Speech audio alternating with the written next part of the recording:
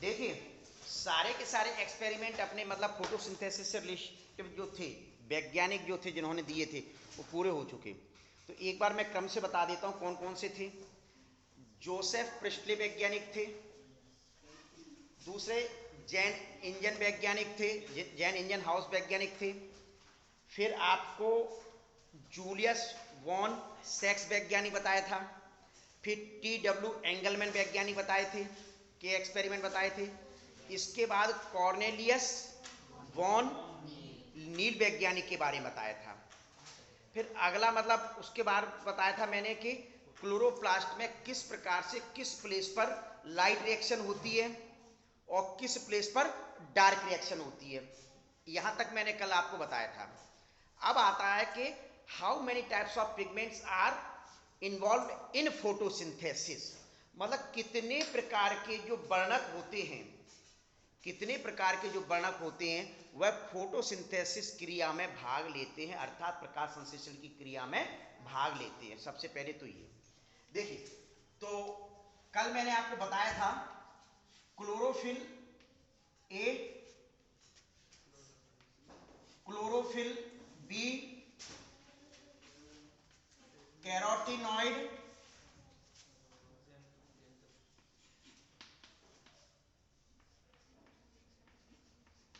और जैंथो, ये चार प्रकार के जो पिगमेंट्स थे, ये चार प्रकार के जो पिगमेंट हैं वह मुख्य रूप से फोटोसिंथेसिस क्रिया में इन्वॉल्व होते हैं। सबसे पहले तो ये ध्यान रख लीजिए, ये सबसे डार्क है, ब्राइट होता है, ये ब्लू ग्रीन कलर का होता है, ये ब्लू ग्रीन कलर का होता है, ये येलो ग्रीन कलर होता है, ये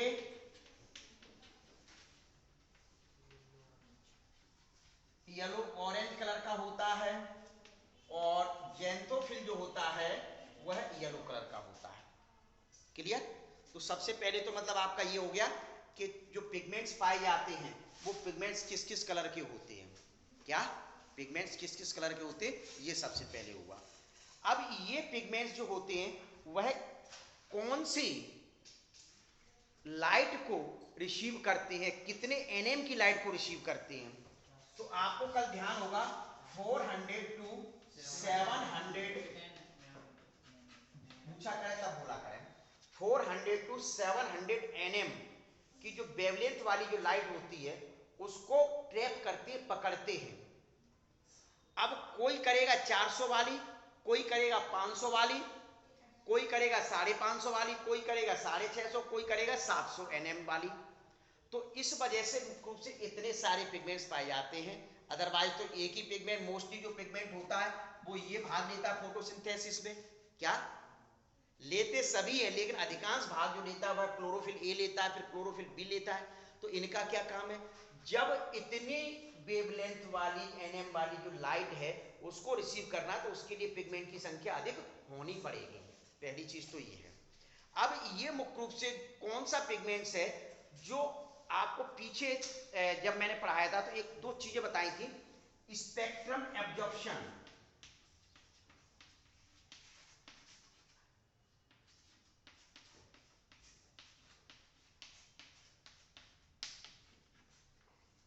एक स्पेक्ट्रम एक्शन, दो शब्द आते हैं। स्पेक्ट्रम एब्जॉर्प्शन का मतलब है कि यदि आपके पास बुक्स हो तो बुक्स खोल के देख लीजिए। क्या बुक्स खोल के देखेंगे तो उसमें कुछ ग्राफ दिए होंगे तीन प्रकार के। क्या ग्राफ दिए होंगे तीन प्रकार के, तो उस ग्राफ में मुख्य रूप से आपको जिगजैग लाइन बताई गई होंगी। क्या जिगजैग देख रहे होंगे, नीचे से ऊपर जा रही है, फिर नीचे आ रही है, फिर मतलब ऊपर जा रही है, इस प्रकार से पीक पॉइंट भी बताए गए होंगे। तो स्वाभाविक है मुख्य रूप से उनका क्या मतलब है कि जो, इधर ध्यान दें, जो पिगमेंट जितनी वेवलेंथ वाली लाइट को एब्जॉर्ब अधिक करेगा उसको कहा जाता है स्पेक्ट्रम एब्जॉर्प्शन। कौन सा पिगमेंट कितनी लाइट, कौन सी वेवलेंथ वाली nm वाली लाइट को एब्जॉर्ब अधिक करेगा उसको कहा जाता है अवशोषित, मतलब ग्रहण का मतलब अवशोषित करेगा, उसको कहा जाता है स्पेक्ट्रम क्या कहा जाता है? स्पेक्ट्रम एब्जॉर्प्शन कहा जाता है। पहला जो ग्राफ दिया होगा वो ये दर्शाता है। दूसरा बताया जाता है स्पेक्ट्रम एक्शन क्या होता है। ये तो बता दिया कि कौन सा पिगमेंट किस लाइट को अधिक एब्जॉर्ब कर रहा है स्पेक्ट्रम एब्जॉर्प्शन के द्वारा। एक्शन के द्वारा क्या बताया जाएगा? एक्शन वाला सेकंड नंबर का यदि आप ग्राफ देखेंगे तो उसमें सिर्फ एक लाइन बताई होगी इस प्रकार से। क्या? देख लीजिए, अभी देखूंगा मैं, बना दूंगा नहीं, दरवाजा आप उसमें देखते चलिए।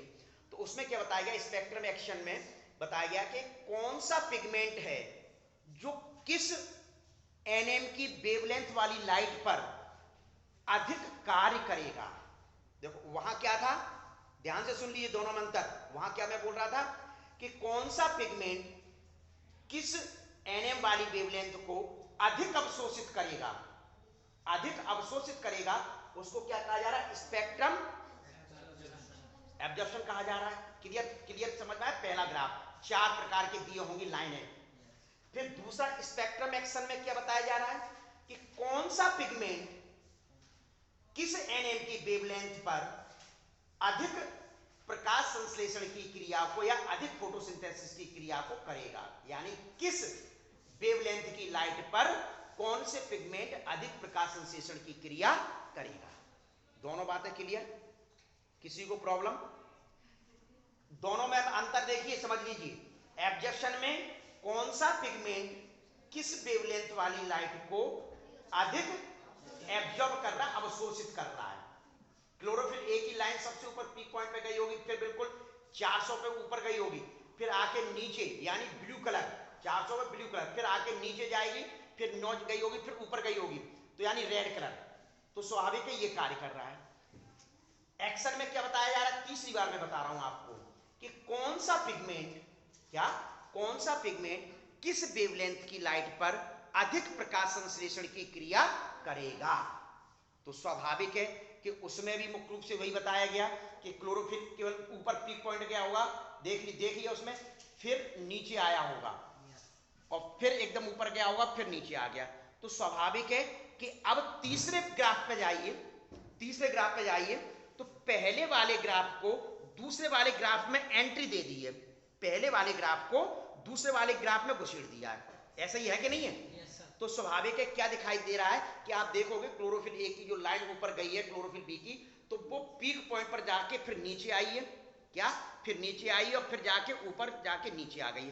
तो स्वाभाविक है कि दोनों का मतलब एक ही निकल रहा है कि जिस लाइट को अधिक अवशोषित करेगा, जिस लाइट को जो पिगमेंट अधिक अवशोषित करेगा, उसी पिगमेंट पर प्रकाश संश्लेषण की क्रिया अधिक होती है। क्या प्रकाश संश्लेषण की क्रिया अधिक होती है। तो ये क्या कहलाती है? स्पेक्ट्रम एब्जॉर्प्शन और स्पेक्ट्रम एक्शन कहलाता है। तो देख लीजिए एक बार जरा डायग्राम के माध्यम से थोड़ा सा, वैसे आप लोगों का दिया हुआ है, क्योंकि कलर नहीं है अपने पास चौक, तो नहीं बता सकते। ये यहां से 400, 500, 600, 700 यानी 400 to 700 एनएम मैंने लिख दिया।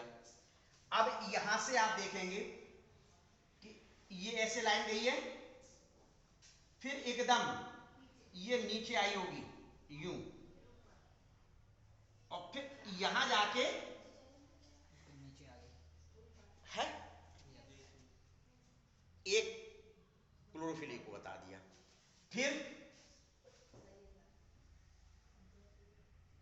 दूसरी,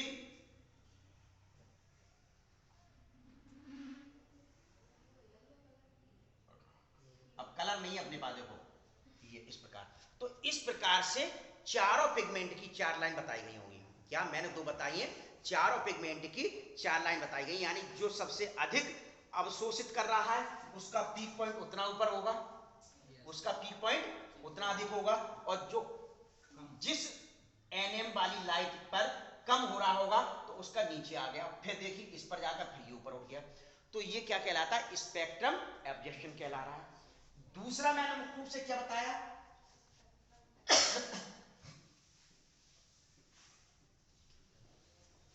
दूसरा ग्राफ क्या होगा? ये तो स्पेक्ट्रम वाला एब्जॉर्प्शन एक्सपेक्ट्रम वाला, फिर दूसरे में क्या होगा?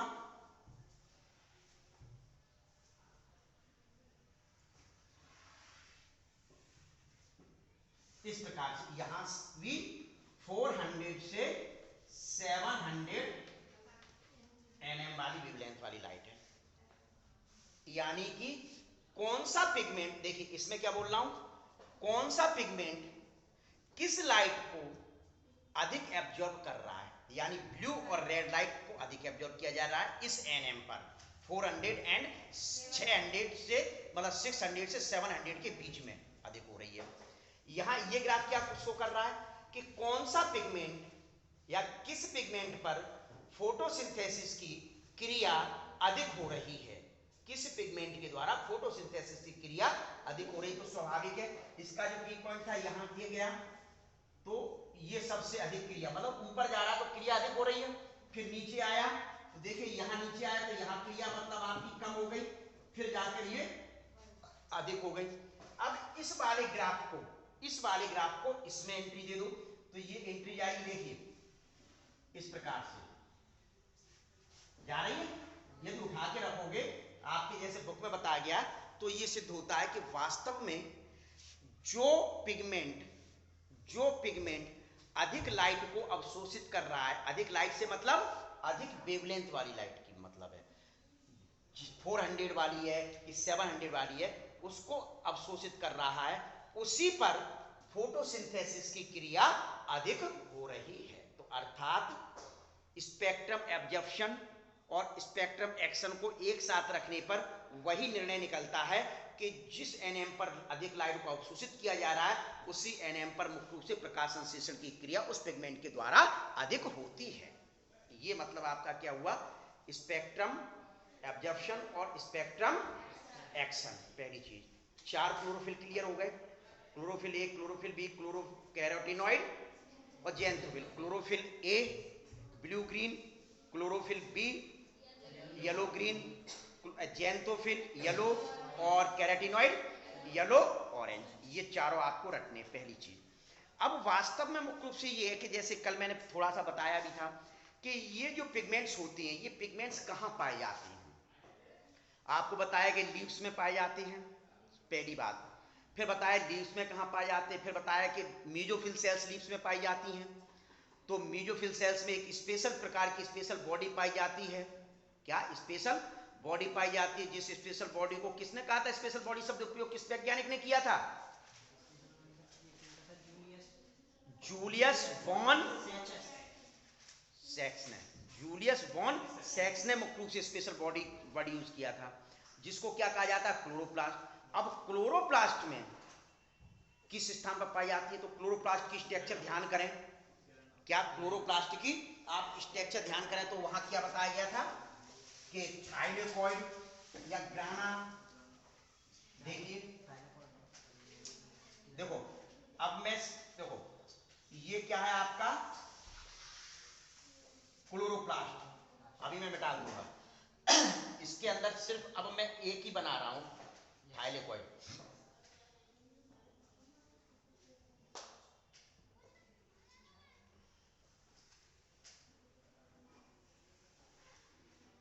ये थाइलेकॉइड की जो मेम्ब्रेन होती है, ये तो सभी को पता है, कई बार बता चुका हूं कि मतलब क्लोरोप्लास्ट डबल लेयर होती है, मैंने एक ही लेयर बनाई, डबल लेयर होती है, आप ध्यान में रखेंगे।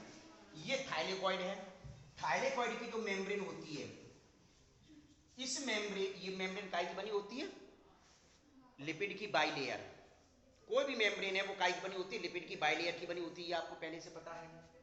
तो वही चीज मैं आपको बना रहा हूं, देखिए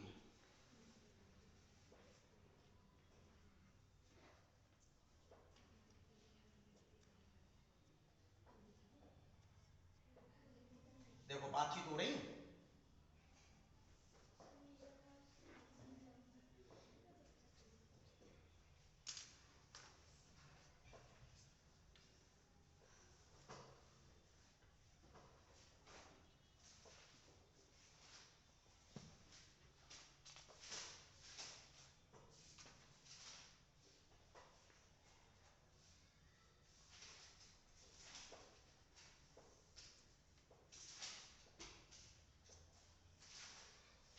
ठीक है, मैंने दूर दूर बना दिए, कुछ इसमें मुझे करना है। पीछे पर आके आया हूँ, स्ट्रक्चर मैंने तो वहाँ भी बनाए थे ये। तो ये लिपिड की बाइलेयर मेम्ब्रेन की बनी हुई है। इसमें मुख्य रूप से बीच बीच में, इनके बीच बीच में मुख्य रूप से क्या पाए जाते हैं, फोटोसिंथेसिस, क्या फोटोसिंथेटिक सिस्टम पाए जाते हैं। उन फोटोसिंथेटिक सिस्टम में मुख्य रूप से क्या पाए जाते हैं, पिगमेंट्स या वर्णक पाए जाते हैं। देखिए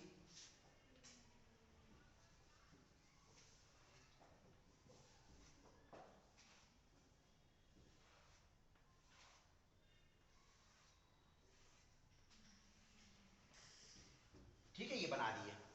इसको क्या कह रहे हैं,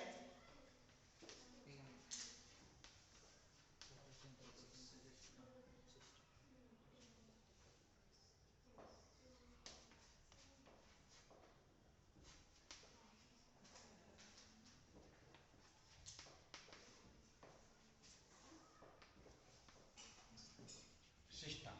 ठीक है, दो बनाए मैंने, देखिए, एक ये बना हुआ है, दूसरा ये बना हुआ है। ठीक है, इसमें मुख्य रूप से क्या पाए जाते हैं, आपके पिगमेंट्स पाए जाते हैं। तो विशेष ध्यान रखना है, ये थाइलेकॉइड की ल्यूमन कैविटी है, ये थाइलेकॉइड की ल्यूमन कैविटी है। और ये कौन सा वाला भाग है, हाँ जल्दी कुछ जोर, स्ट्रोमा वाला भाग। ये कौन सा भाग है, स्ट्रोमा वाला भाग है। ये थाइलेकॉइड वाला भाग है। थाइलेकॉइड की ये अंदर की कैविटी है, तो उसको ल्यूमन कैविटी कह देते हैं, lumen cavity of thylakoid. Cavity मतलब गुहा। ठीक है, ये किसी को नाम दिया जाता है तो ल्यूमन नाम दे दिया जाता है जनरली। अब एक इसको मैं अलग बनाने जा रहा हूं, क्या, एक ये जो फोटो सिस्टम जो है, क्या फोटोसिंथेटिक सिस्टम जो है, इसको मैं अलग बना देता हूं।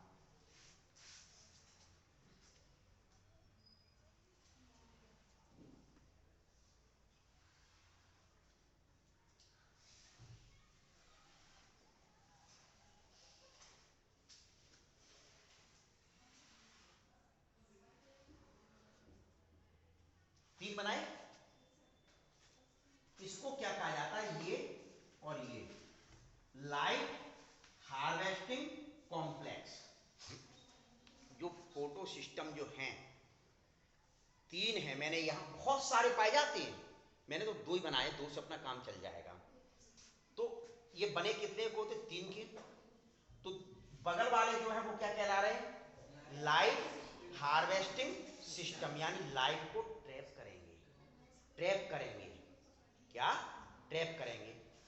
इसमें क्या पाए जा रहे हैं,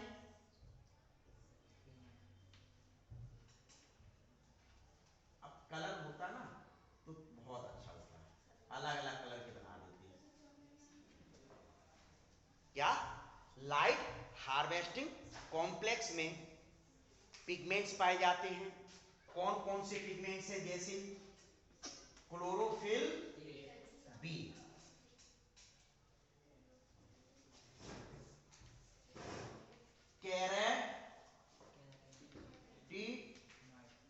कैरोटीनॉइड और जेंथो, इधर नहीं दिखाई दे रहा बिल्कुल भी, देखिए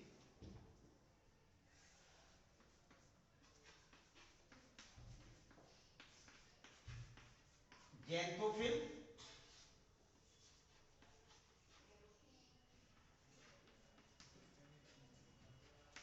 नॉइड। ये बीच वाला भाग क्या है, इसको रिएक्शन सेंटर कह देते हैं। इसको क्या कह देते हैं, अभी फिलहाल मैं इसको हटा रहा हूं, ये वाले भाग को क्या कहा जा रहा है, रिएक्शंस। देखिए इसको क्या कहा जा रहा है, लाइट हार्वेस्टिंग कॉम्प्लेक्स। बीच वाले भाग को क्या कहा जा रहा है, लाइट रिएक्शन सेंटर। अब सुन ले मुख्य रूप से क्या होता है, यहां से ये सूर्य प्रकाश से ये क्या निकल रही है, 400 से 700 एनएम वाली वेवलेंथ लाइट निकल रही है। ठीक है, निकल रही है। अब इनको कौन रिसीव करेगा, इनको रिसीव कौन करेगा, इनको रिसीव कौन करेगा, लाइट हार्वेस्टिंग कॉम्प्लेक्स में पाए जाने वाले पिगमेंट्स। लाइट हार्वेस्टिंग कॉम्प्लेक्स में पाए जाने वाले पिगमेंट उस लाइट को ट्रैप करेंगे। कोई करेंगे 500 वाली, कोई करेंगे 550 वाली, कोई करेंगे 600 वाली। क्या, इस प्रकार से मुख्य रूप से उस लाइट को ट्रैप किया जाता है। और ट्रैप करने के बाद यहां से भाई एनर्जी एनर्जी को ट्रैप कर रहे हैं, काय को ट्रैप कर रहे हैं, एनर्जी को। यहां से एनर्जी इसमें आएगी वो इलेक्ट्रॉन के रूप में, एक से दूसरी जगह बांध रही है उचक उचक के, ये इस प्रकार से। विषय ध्यान रखना है, लाइट हार्वेस्टिंग कॉम्प्लेक्स में सिर्फ क्लोरोफिल बी, कैरोटीनॉइड और जेंथोफिल पिगमेंट ही पाए जाते हैं, क्लोरोफिल ए नहीं पाया जाता। ये आपको सबसे पहले ध्यान में रखना है। क्लियर? पहली चीज तो ये हुई। अब ये जो एनर्जी मुख्य रूप से इन्होंने मतलब जो लाइट को ऋषि ट्रैप किया, तो जिसके फलस्वरूप इलेक्ट्रॉन वहां से निकले, वो एक से दूसरे, दूसरे से तीसरे, तीसरे इस प्रकार से जा रहे हैं, तो वो जाएंगे कहां?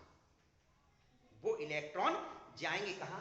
तो सेंटर में, जो रिएक्शन सेंटर में क्लोरोफिल के दो मॉलिक्यूल पाए जा रहे हैं, क्लोरोफिल ए के, क्लोरोफिल ए के दो मॉलिक्यूल पाए जा रहे हैं, तो वो यहां से इसमें और इससे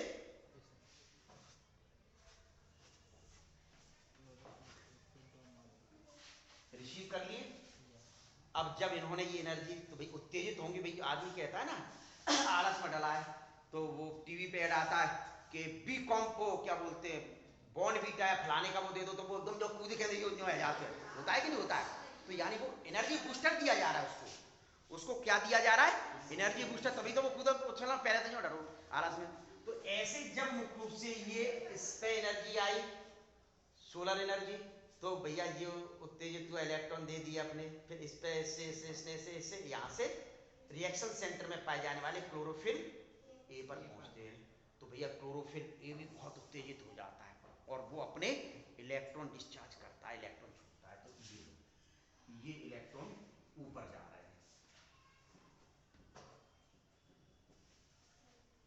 क्या ये इलेक्ट्रॉन कहां जा रहे हैं? ऊपर जा रहे हैं। पहली चीज तो मुख्य रूप से ये, यानी ये इलेक्ट्रॉन निकले हैं क्लोरोफिल ए से। अब क्लोरोफिल ए से ये इलेक्ट्रॉन निकल रहे हैं, तो ये इलेक्ट्रॉन भैया जाएंगे कहां? सुन लीजिए, एक सिस्टम ये है, ये कौन सा सिस्टम है? फोटोसिंथेटिक सिस्टम है। फोटोसिंथेसिस सिस्टम में कौन कौन से भाग पाए जाते हैं? लाइट हार्वेस्टिंग कॉम्प्लेक्स और रिएक्शन सेंटर। लाइट हार्वेस्टिंग को क्या कह देते हैं? एंटीना। क्या कहते हैं? एंटीना के नाम से भी इसको जाना जाता है, एंटीनी के नाम से। तो ये इसमें दो प्रकार के फोटो सिस्टम चलते हैं, PS1 और PS2। कितने प्रकार के चलते हैं? फोटो सिस्टम कितने प्रकार के चल रहे हैं? इस वजह से मैंने दो बनाए थे। आई समझ में? दो क्यों बनाए थे? पाए बहुत से जा रहे हैं, लेकिन अपने को दो से समझ में आ जाएगा। तो एक तो PS सिस्टम फर्स्ट और PS सिस्टम सेकेंड। भैया इसको PS सिस्टम फर्स्ट क्यों कहा जा रहा है, इसको सेकंड क्यों कहा जा रहा है? क्योंकि इसको पहले खोज लिया गया होगा, इसको बाद में खोजा गया होगा 1937 में हिल नामक वैज्ञानिक ने। 1937 में हिल नामक वैज्ञानिक ने मुख्य रूप से ये आपके प्रकाश संश्लेषण की लाइट रिएक्शन बताई थी। प्रकाश संश्लेषण में थाइलेकॉइड तो चल रहा ही है, थाइलेकॉइड में कौन सी रिएक्शन चल रही होगी? लाइट रिएक्शन, प्रकाशीय अभिक्रिया। तो PS सिस्टम फर्स्ट को पहले, फिर इसको। अब इसको PS सिस्टम फर्स्ट और सेकंड अलग अलग क्यों नाम दे दिए गए? अलग अलग नाम क्यों दे दिए गए? यह 700 nm वाली वेवलेंथ वाली लाइट को उपयोग करता है, और यह P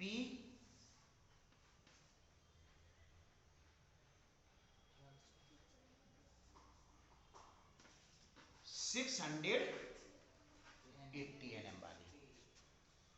इस वजह से, नहीं तो एक से ही काम चल जाता। क्या? नहीं तो एक से ही काम चल जाता, क्योंकि दोनों अलग अलग जो फोटो सिस्टम जो हैं, जिसमें मतलब LHC जो है, LHC मतलब शॉर्ट में लाइट हार्वेस्टिंग कॉम्प्लेक्स और रिएक्शन सेंटर है। तो ये वास्तव में ये वाला जो पार्ट है रिएक्शन सेंटर, ये नहीं कर रहे हैं, ये नहीं कर रहे हैं।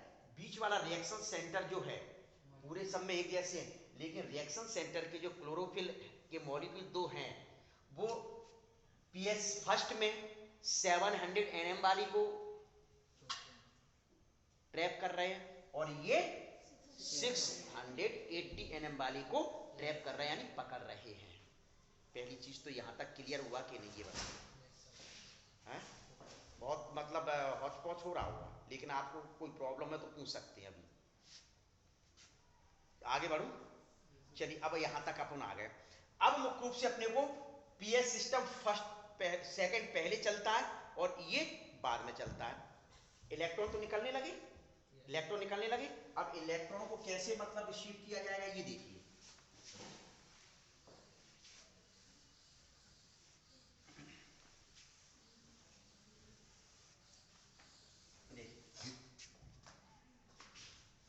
यहाँ ये इलेक्ट्रॉन सूर्य एनर्जी को लिया इन्होंने, यहां से यहाँ, यहाँ क्लोरोफिल ए में पहुंचे, क्लोरोफिल ए से ऊपर इलेक्ट्रॉन।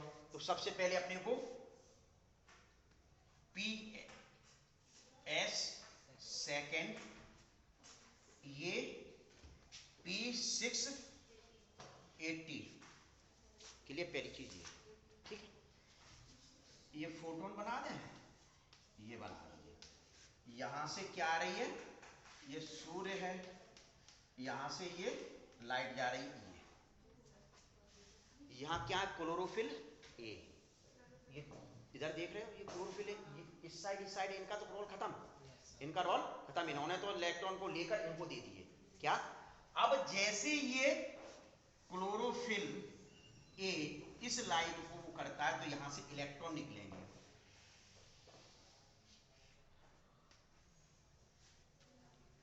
ये इलेक्ट्रॉन प्राइमरी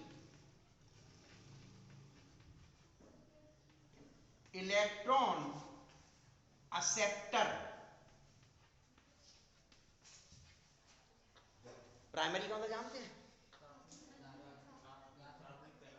प्राइमरी पढ़ रहा हूं मोड़ा, मतलब प्राथमिक। इलेक्ट्रॉन तो आप मुझसे अच्छी तरह जानते होंगे कि आप, मैं तो। और एक्सेप्टर, भैया मेरी दी चीज आप एक्सेप्ट कर लो, कहते कि नहीं कहते। अब लेकिन वहां तो तुम बहुत जल्दी समझ जाते हो क्या, लेकिन यहां समझने में कठिनाई हो रही है अंग्रेजी को कि भैया कायम पढ़ रहा हो प्राइमरी में, ठीक है। अरे मेरी चीज को एक्सेप्ट तुमने नहीं की, ये गलत बात है। अरे यार वो वहां समझ रहे हो तो यहां समझने में क्या दिक्कत है, कोई दिक्कत है नहीं। इस इलेक्ट्रॉन को जिसने ग्रहण किया उसको प्राइमरी इलेक्ट्रॉन एक्सेप्टर कहा जा रहा है, जिसने भी ग्रहण किया। यहां से यह प्लास्टोक्यूनोन को दे दिए जाते हैं। किसको दिए जा रहे हैं, इलेक्ट्रॉन ऊपर जा रहे हैं। प्लास्टोक्यूनोन से साइटोक्रोम बी में पहुंचते हैं, साइटोक्रोम बी में पहुंचते हैं, B6 पूरा नाम है, साइटोक्रोम B6 में पहुंचते हैं। साइटोक्रोम B6 से, साइटोक्रोम B6 से साइटोक्रोम F में पहुंचते हैं। साइटोक्रोम F से प्लास्टो साइनिन में पहुंचते हैं। भैया ये इलेक्ट्रॉन जाते जा रहे हैं, इस दौरान अभी मैं बताऊंगा, एटीपी एडीपी में लिखे देता हूं, बाद में चर्चा करेंगे, ठीक है। इस प्रकार से ये चल रही है क्रिया।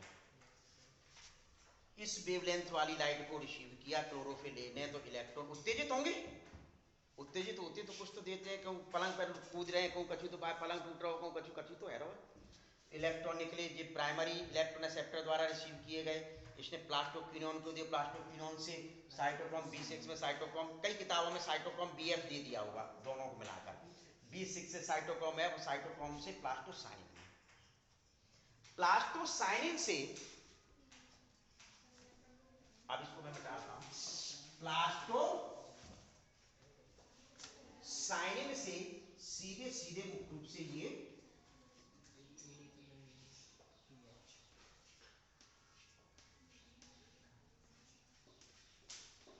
PS फर्स्ट P700 NM वाली लाइट को यहां से, अभी थोड़ा सा सुन लो, वही प्राइमरी इलेक्ट्रॉन शिफ्ट किए जाएंगे। ये Fd को देगा, इलेक्ट्रॉन किसने ले लिए? फेरोडॉक्सिन ने। फेरोडॉक्सिन से ये इलेक्ट्रॉन B6 में, फेरोडॉक्सिन से B6 में, B6 से साइटोक्रोम F में, साइटोक्रोम F से प्लास्टोसाइन और प्लास्टोसाइनिन से हो गया। देखो इसका इलेक्ट्रॉन जो निकल रहा, क्या इसमें वापस आया? नहीं आया। क्यों? क्योंकि यहां से ये निकला, इसने इसको उत्तेजित किया जाके, यूं इसने उत्तेजित किया। ये तो फोटोन ले रहा है, यहां से तो इलेक्ट्रॉन निकल रहे हैं, यहां से तो इलेक्ट्रॉन निकल रहा है, लेकिन ये भी अपना इलेक्ट्रॉन इसको दे रहा उत्तेजित करने के लिए। यहां से ये इलेक्ट्रॉन निकले, प्राइमरी इलेक्ट्रॉन एक्सेप्टर द्वारा रिसीव किए गए, किसको दिए गए? Fd यानी फेरोडॉक्सिन। फेरोडॉक्सिन से साइटोक्रोम B6, साइटोक्रोम B6 से वहां एक ATP बनता है, एक ATP का निर्माण हुआ है, देखिए। और वो कहां गया? साइटोक्रोम F, और साइटोक्रोम F से फोटोसाइनिन, और फोटोसाइनिन से, यानी PS सिस्टम से जो इलेक्ट्रॉन निकल रहा है वह पुनः इसी में वापस आ रहा है। इसको चक्रीय फास्फोराइलेशन कहा जाता है, मतलब कि साइक्लिक फोटोफॉस्फोराइलेशन। साइक्लिक फोटोफॉस्फोराइलेशन यानी चक्रीय फास्फोरीकरण, चक्रीय फास्फोरीकरण कहा जाता है। क्यों? क्योंकि चक्र चल रहा है इलेक्ट्रॉन का, देखो क्लियर। और इसको अचक्रीय कहा जाता है क्योंकि इसका इलेक्ट्रॉन निकलकर यहां नहीं वापस आया, पहली चीज।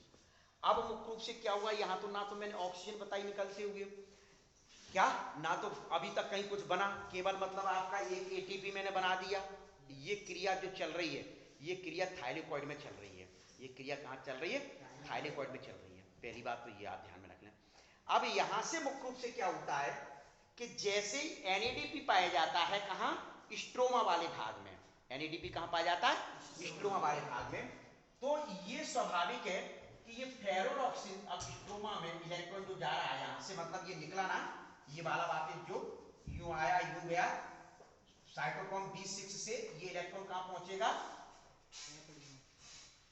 FD में नहीं जा रहा है, स्ट्रोमा वाले भाग में। तो वहां क्या पाया जा रहा है? NADP। कहां पाया जा रहा है? कहां? स्ट्रोमा वाले भाग में। क्या पाया जा रहा है? ये इलेक्ट्रॉन है, ये जा रहे हैं NADP। अब यहां मुख्य रूप से क्या होता है कि ये NADP जल का, पानी का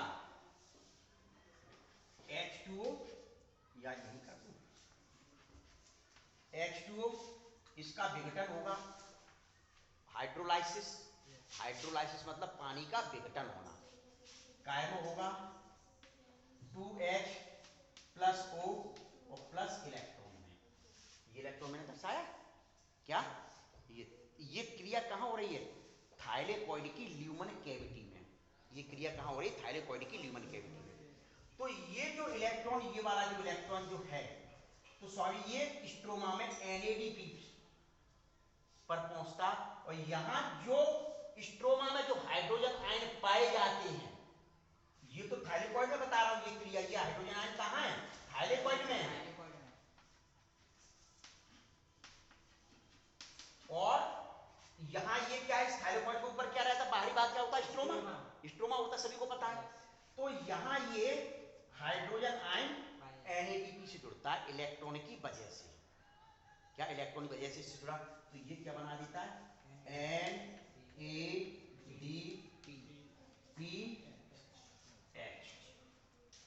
कहां बन गया ये? स्ट्रोमा में। अब ये NADPH, ये लाइट रिएक्शन हो गई, पानी का जलापटन हो गया, तो जिसके फलस्वरूप ये ऑक्सीजन बैलेंस नहीं किया मैंने रिएक्शन को, ये ऑक्सीजन वातावरण में आ जाती जो अपने को मिल रही है। ये ऑक्सीजन कहाँ आ गई?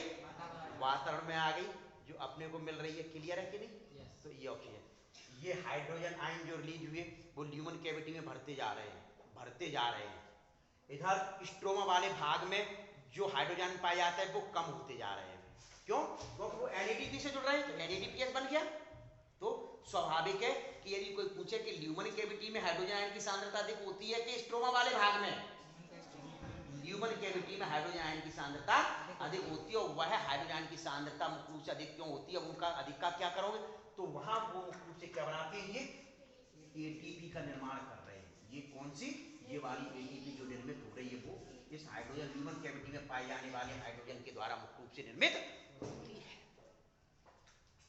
ये एनएडीपी अपना स्ट्रोमा वाले भाग में है। अब वहां जाकर मुख्य रूप से कौन सी क्रिया चलेगी, डार्क रिएक्शन। कौन सी क्रिया चलेगी, डार्क रिएक्शन यानी अंधेरी क्रिया। तो अभी तक मैंने कल आपको ये बताया था कि प्रकाश संश्लेषण की क्रिया में दो स्टेप होते हैं, ध्यान होगा। एक तो लाइट रिएक्शन बताई थी, प्रकाशीय अभिक्रिया, दूसरी डार्क रिएक्शन यानी अंधेरी अभिक्रिया, अंधकार अभिक्रिया। लाइट रिएक्शन में लाइट का होना आवश्यक है, लेकिन डार्क रिएक्शन में ये नहीं है कि भैया अंधेरे में होगा कि दिन में वो क्रिया है गई, अब देखिए अंधेरे को इंतजार करेंगे। अंधेरे का इंतजार नहीं करना, यानी उसके लिए प्रकाश की आवश्यकता नहीं होती है, इस वजह से उसको डार्क रिएक्शन के नाम से जाना जाता है। ठीक है, तो वो नेक्स्ट डे आपको बताया जाएगा।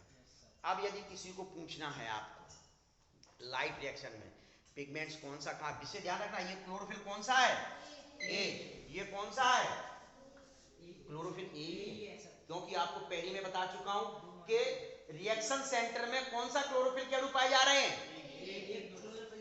क्लोरोफिल ए के दो अणु पाए जा रहे हैं। विशेष ध्यान रखना, एलएचसी में लाइट हार्वेस्टिंग कॉम्प्लेक्स वाले भाग में क्लोरोफिल बी, कैरोटीनॉइड, जेंथोफिल पाए जा रहे हैं, लेकिन सेंटर का जो भाग है, रिएक्शन सेंटर है जिसमें वास्तव में क्रिया हो रही है, उसमें सिर्फ और सिर्फ क्लोरोफिल ए के दो अणु पाए जाते हैं, ये ध्यान में रखना। और वह कौन सी लाइट, पीएच फर्स्ट के लिए 700 वाली, पी 700, और सेकंड के लिए, क्लियर। तो इतना आपको लाइट रिएक्शन में पढ़ना है बेटा। अब यदि किसी को प्रॉब्लम हो तो पूछ ले, नहीं इससे सरल तरीका बड़ा मुश्किल पड़ेगा। ठीक है, कोई प्रॉब्लम, चलो तो बंद कर देता हूं।